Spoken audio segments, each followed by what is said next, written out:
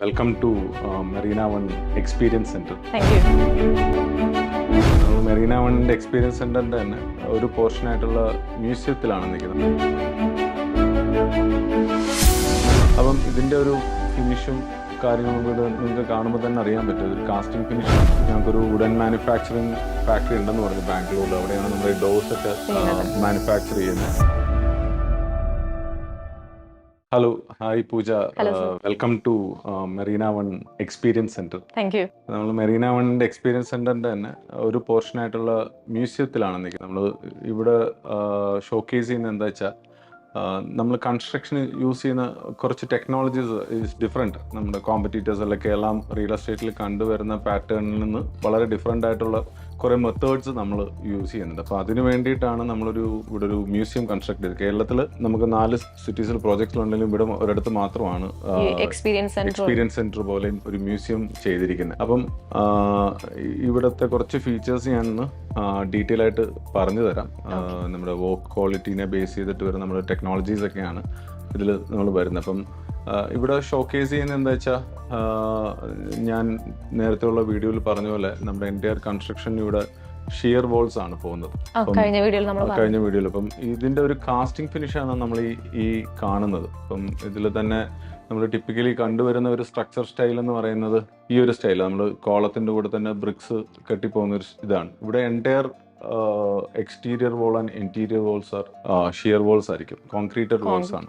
അപ്പം ഇതിൻ്റെ ഒരു ഫിനിഷും കാര്യങ്ങളും നിങ്ങൾക്ക് കാണുമ്പോൾ തന്നെ അറിയാൻ പറ്റും. ഇതൊരു കാസ്റ്റിംഗ് ഫിനിഷാണ്. ഇതിൻ്റെ പ്ലാസ്റ്റർ ചെയ്താൽ പോലും നമുക്ക് ഇത്ര നല്ലൊരു ഫിനിഷ് ഇവിടെ കിട്ടത്തില്ല. ഇത് ഷോക്കേസ് ചെയ്യാനാണ് നമ്മൾ ഈ ഒരു ഇത് വെച്ചിരിക്കുന്നത്. നമ്മളകത്തേക്ക് വരുമ്പം നമുക്കിത് ഞാൻ മെറ്റൽ ആൻഡ് ഗ്ലേസിംഗ് ഫാക്ടറിയിലെ നമ്മുടെ ഒരു പ്രോഡക്റ്റിൻ്റെ ഒരു ഷോക്കേസ് ചെയ്തേക്കാണ്. നമ്മൾ യൂസ് ചെയ്യുന്ന പൗഡർ കോട്ടഡ് അലൂമിനിയം ഫോമും ഫ്രെയിംസും ഗ്ലാസും. അകത്തേക്ക് കയറും. ഇത് നമ്മുടെ ഇന്റീരിയർ ഡിവിഷൻ്റെ അടിയിലാണ് ഞങ്ങൾക്കൊരു വുഡൻ മാനുഫാക്ചറിങ് ഫാക്ടറി ഉണ്ടെന്ന് പറഞ്ഞു ബാംഗ്ലൂരിൽ. അവിടെയാണ് നമ്മുടെ ഡോസ് ഒക്കെ മാനുഫാക്ചർ ചെയ്യുന്നത്. അപ്പോൾ അതിൻ്റെ ശോഭ ഇന്റീരിയേഴ്സിൻ്റെ അടിയിലാണ് വരുന്നത്.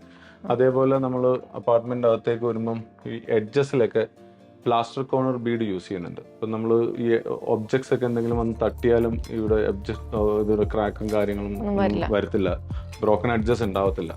അപ്പം അതിനുവേണ്ടി ഇതിൻ്റെ മുകളിലാണ് നമ്മൾ പുട്ടിയിട്ട് ഫിനിഷ് ചെയ്യുന്നത്.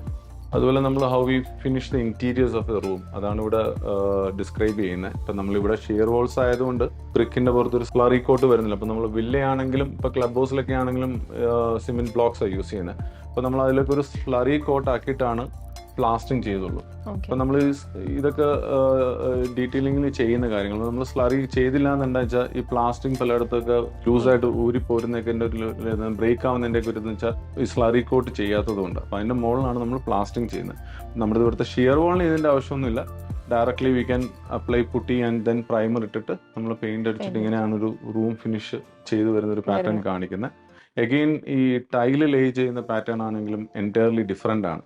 അപ്പം സാധാരണ നമ്മളിവിടെ കണ്ടുവരുന്ന ഒരു പാറ്റേൺ എന്ന് പറഞ്ഞാൽ ഗ്രൗട്ട് ഇട്ടിട്ട് അതിൻ്റെ മുകളിലേക്ക് ടൈല് പ്രസ് ചെയ്യുന്ന രീതിയാണ്. അപ്പം നമ്മളിതിനെ ഹാക്കിംഗ് സർഫസ് ആക്കും. ട്രൂട്രാൽ എന്ന് പറഞ്ഞൊരു മെഷീൻ യൂസ് ചെയ്തിട്ട് ഇതിനെ ഹാക്കിംഗ് സർഫസ് ആക്കിയിട്ടാണ് ടൈല് ലേ ചെയ്യുന്നത്. സോ ദാറ്റ് ഇതിനകത്ത് എയർ ഗ്യാപ്സ് ഒന്നും ഉണ്ടാവത്തില്ല. ചിലപ്പം പൂജ നോട്ടീസ് ചെയ്തിട്ടുണ്ടാകും, ചില പുതിയ ബിൽഡിങ്ങിൽ നടക്കുമ്പോഴും ടൈല് ഏതെങ്കിലും ഒരു ടൈല് സൗണ്ട് കേൾക്കും. അപ്പൊ അത് എയർ ഗ്യാപ്പ് നിൽക്കുന്നുണ്ട്. അപ്പം നമ്മുടെ പ്രൊഡക്റ്റിൽ അങ്ങനത്തെ ഒരു ഇഷ്യൂ ഉണ്ടാവത്തില്ല. അപ്പൊ അതിന് നമ്മൾ ഈ ഒരു ടെക്നോളജി രീതിയിലാണ് ഹാക്ക് ചെയ്തിട്ടാണ് ടൈൽസ് എല്ലാം ലേ ചെയ്യുന്നത്. അഗെയിൻ ഞങ്ങളുടെ ഒരു കോൺക്രീറ്റ് പ്രൊഡക്ഷൻ ഡിവിഷൻ വരുന്നുണ്ട്. അവിടെയാണ് നമ്മുടെ ഈ പേവർ ടൈൽസും കോൺക്രീറ്റ് ബ്ലോക്സും ഒക്കെ മാനുഫാക്ചർ ചെയ്യുന്നത്. അപ്പം നമ്മൾ ഈ ടൈൽസ് ഒക്കെ നമ്മൾ കാർ പാർക്കിങ്ങിലും അല്ലെങ്കിൽ പോഡിയത്തിലൊക്കെ നമ്മൾ യൂസ് ചെയ്യുന്നുണ്ട് ഇവിടെ. അതേപോലെ തന്നെ എക്സ്റ്റേണൽ വരുമ്പോഴും എക്സ്റ്റേണൽ ആദ്യം നമ്മൾ പ്ലാസ്റ്ററിങ് ചെയ്യുന്നതിന് മുമ്പ് ഒരു റഫ് സർഫസ് ആക്കിയിട്ടാണ് നമ്മൾ പ്ലാസ്റ്ററിങ് ചെയ്യുന്നത്. അതിനുശേഷം പ്രൈമർ അടിച്ചിട്ട് entire external is texture finish. അതായത് നമ്മൾ ഫസ്റ്റ് ആൻഡ് സെക്കൻഡ് ഫ്ലോറും എന്നല്ല, ഇപ്പം 27 ഫ്ലോർസ് ഉണ്ടല്ലേ, 28 ഫ്ലോർസ് ഉണ്ടെങ്കിൽ എൻറ്റയർ 27-28 ഫ്ലോറും ടെക്സ്ചർ ഫിനിഷ് ആണ് ചെയ്യുന്നത്. അപ്പം അത് പൊതുവെയുള്ള മിക്കവാറും ഉള്ള പ്രീമിയം പ്രോഡക്ട്സിലൊക്കെ എന്ന് വെച്ചാൽ ഫസ്റ്റും സെക്കൻഡ് ഫ്ലോർ നമുക്ക് വിസിബിൾ ആവുന്ന ഫ്ലോറിൽ മാത്രമേ ചെയ്യാറുള്ളൂ. അത് നമ്മൾ എൻറ്റയർ ഫ്ലോർ ഈ ടെക്സ്ചർ ഫിനിഷ്. അപ്പോൾ ഒരു പ്രീമിയം ഫിനിഷ് നമുക്ക് ലൈഫ് ലോങ് അതിന് കിട്ടും. അല്ല, അഗെയിൻ ടെറസിൽ നമ്മൾ ചെയ്യുന്ന ഒരു സിസ്റ്റമാണ് ഇവിടെ ഷോക്കേസ് ചെയ്തേക്കുന്നത്. ടെറസ് എന്ന് പറയുന്നത് ഇപ്പം നമ്മുടെ വീടുകളാണെങ്കിലും ഇൻഡിപെൻഡൻറ്റ് ഹൗസസ് ആണെങ്കിലും വില്ല ആണെങ്കിലും ഫ്ലാറ്റുകളാണ് അപ്പാർട്ട്മെൻറ്റ്സിലാണെങ്കിലും എപ്പോഴും ഇഷ്യൂസ് ഉണ്ടാകുന്നത്. കാരണം ഏറ്റവും ടോപ്പ് മോസ്റ്റിൽ വരുന്ന പാർട്ടിൽ ഹീറ്റ് കൂടുതൽ വന്നിട്ട് മദർ കോൺക്രീറ്റിനകത്ത് ക്രാക്സ് ഫോം ചെയ്യും. അപ്പോൾ ആ ക്രാക്സ് ഫോം ചെയ്ത് നമ്മൾ ട്രീറ്റ് ചെയ്തെടുക്കുമ്പം അതിൻ്റെ മുകളിലത്തെ plastering over A period of time ഒരു 2-3 years ഒക്കെ കഴിയുമ്പം അതിനകത്ത് ചെറിയ ചെറിയ ഹോൾസ് ഉണ്ടാവും പ്ലാസ്റ്റിക്കിൽ. അപ്പോൾ ആ ഹോൾസിൽ മഴ പെയ്യുന്ന സമയത്ത് അല്ലെങ്കിൽ വാട്ടർ ലോഗിങ് ഉണ്ടായിട്ട് അത് ഈ പ്ലാസ്റ്റിക്കിൻ്റെ അകത്തേക്കൂടെ ക്രാക്കിൻ്റെ അകത്തേക്കൂടെ ഇറങ്ങി ഡാമിനസ് ഇഷ്യൂസും സീപ്പേജ് ഇഷ്യൂസ് ഒക്കെ ഉണ്ടാകാറുണ്ട്. ടെറസിൽ നമ്മളൊരു 8 layer പ്രൊട്ടക്ഷനാണ് കൊടുക്കുന്നത്. അപ്പം നമ്മുടെ ഈ മദർ സ്ലാബിൽ നിന്ന് നമ്മളൊരു തിക്കൻ കോൺക്രീറ്റ് ക്രീഡ് കൊടുക്കും. അതിൻ്റെ മുകളിൽ 2 layers of terrace water proofing ചെയ്യും. അതിനുശേഷം വീണ്ടും നമ്മളൊരു തിക്കർ കോൺക്രീറ്റ് ക്രീഡ് കൊടുത്തിട്ട് 2 layers of thermal insulation polystyrenes boards use ചെയ്ത് നമ്മൾ ഹീറ്റ് ഇവിടെ ബീറ്റ് ചെയ്യുക. നമ്മുടെ മദർ സ്ലാബിലേക്ക് ചൂട് അധികം ഇറങ്ങത്തില്ല. അതിൻ്റെ മുകളിൽ വീണ്ടും ഒരു വാട്ടർ പ്രൂഫിംഗ് ഫോം കൊടുത്തതിന് ശേഷം ഡബിൾ തിക്നെസ് സൈസിലുള്ള ഒരു ക്രീഡ് കോൺക്രീറ്റ് ക്രീഡ് കൊടുത്തിട്ട് entire terrace will be tailed.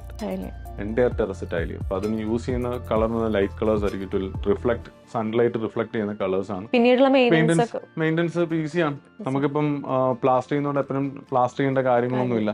അതുപോലെ സ്കേർട്ടിംഗ് ഒക്കെ നമ്മൾ വളരെ ഇൻക്ലൈൻഡ് ആയിട്ട് വെച്ചേക്കും. സോ ദാറ്റ് ഒരു ഡ്രോപ്പ് വെള്ളം പോലും ഇവിടെ ഉണ്ടാവില്ല. Completely drain for harvesting purpose. ഞങ്ങൾക്കൊരു ടെക്നോളജി മാനുവൽ ഉണ്ട്. ഇപ്പം എൻറ്റയർ കൺസ്ട്രക്ഷൻ്റെ മെത്തേഡ്സും ഇൻ ഡീറ്റെയിൽ ആയിട്ട് തന്നെ ഇതിനകത്ത് ഡിസ്ക്രൈബ് ചെയ്യുന്നുണ്ട്.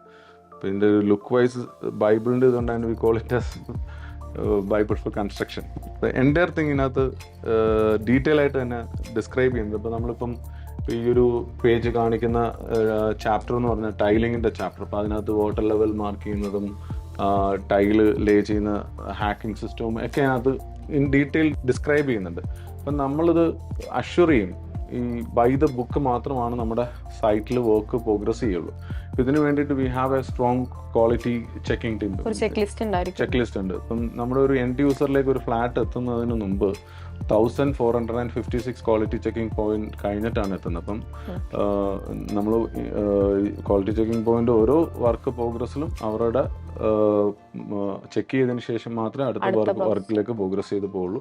അതും ബൈ ദ ബുക്ക് ആയിരിക്കും നമ്മുടെ വർക്ക്. ഐ ക്യാൻ ചലഞ്ച് ചെയ്യും. നിങ്ങൾ സൈറ്റിൽ വന്ന ടൈലിംഗ് നടക്കുന്നുണ്ടെങ്കിൽ ഈ ഒരു മെത്തേഡിൽ മാത്രമേ നമുക്ക് വർക്ക് അവിടെ പ്രോഗ്രസ് ആവുള്ളൂ. ഇത് നമ്മുടെ ഇൻസൈഡ് ദ ഡക്ട് എങ്ങനെയാണെന്നുള്ളത് ഷോക്കേസ് ചെയ്യാണ്. ഇപ്പം നമ്മുടെ പ്ലംബിംഗ് ലൈൻസ് എല്ലാം ഇയർ മാർക്ക്ഡ് ആണ്. അപ്പം ഏത് പർപ്പസിനാണ് യൂസ് ചെയ്യുന്നതെന്ന് ഒരു കോമൺ മെൻ തുറന്നു നോക്കിയാൽ പോലും ദേ ക്യാൻ ഈസിലി ഐഡന്റിഫൈ.